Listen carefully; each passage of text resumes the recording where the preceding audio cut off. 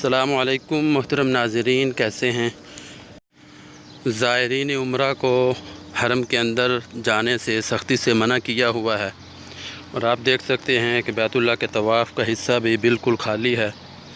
और मैं आपको आगे भी लेके चलता हूँ। इस तरफ भी आप देख सकते हैं, ये तवाफ़ का जो है ग्राउंड फ्लोर है, तो ये भी बिल्कुल खाली है। और इसी तरह ही मैं आपको दिखाता हूँ कि ये सामने बाब मलिक फ़हद का हिस्सा है, तो ये सारे का सारा बंद किया हुआ है। जितने भी दरवाज़े हैं इसके तकरीबन 40 के करीब दरवाज़े हैं, तो सब को बंद किया हुआ है। शुरते जो हैं बाहर खड़े हुए हैं और हाजियों को बिल्कुल अंदर नहीं आने दे रहे। हाजी लोग जो हैं वो बाहर सेन में बैठे हुए हैं।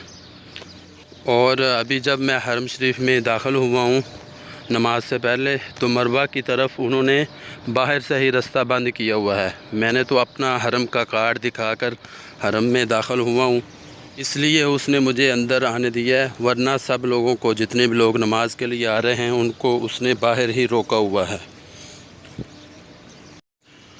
तो नाज़रीन, ये आप देख सकते हैं कि सिर्फ़ ये एक आदमी बाब फ़हद के अंदर ये जा रहे हैं, बाकी ये सारी की सारी बाब फ़हद का हिस्सा जो है ये खाली है।